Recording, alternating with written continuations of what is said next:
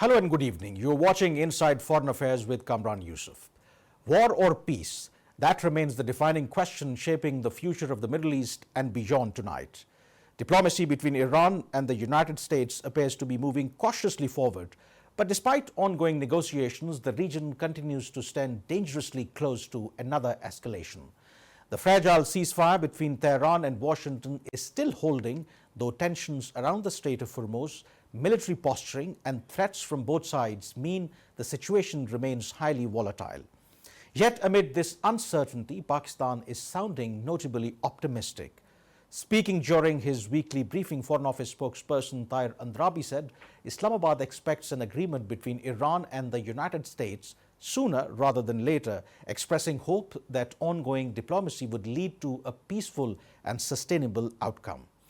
His remarks come amid growing reports that Tehran and Washington may be inching toward a possible framework agreement aimed at preventing another cycle of war.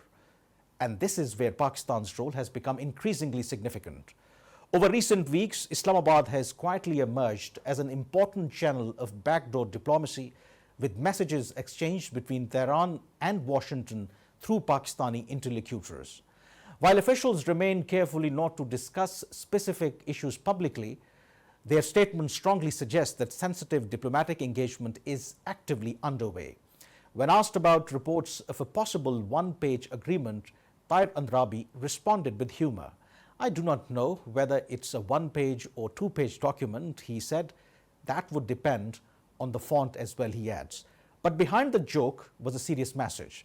Pakistan sees itself as a trusted facilitator and intends to preserve the sanctity of the process. And perhaps that explains why Islamabad has become central to these diplomatic efforts.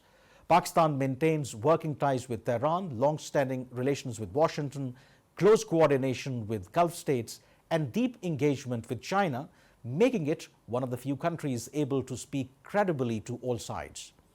But despite the optimism, the ground reality remains fragile. President Donald Trump has warned that the United States could revive expanded maritime security operations in the Strait of Hormuz if negotiations fail. Iran, meanwhile, insists it is fully prepared if war is imposed on the country. Even as the diplomats talk peace, military planners continue preparing for confrontation.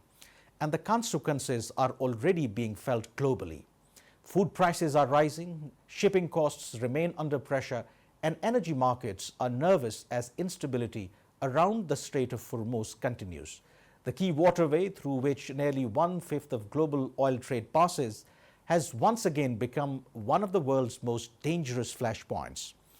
At the same time, uncertainty also surrounds Iran's internal leadership structure.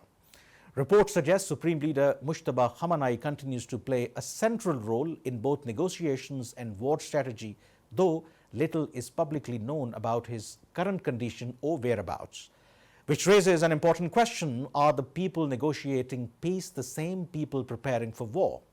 For now, diplomacy continues. Pakistan remains engaged behind the scenes, and the ceasefire, however fragile, still survives. But history has often shown in the Middle East, wars can intensify precisely when the world begins believing peace is near. So tonight, one question remains unanswered. Are we witnessing a final phase of a dangerous conflict, or merely the silence before a much bigger storm?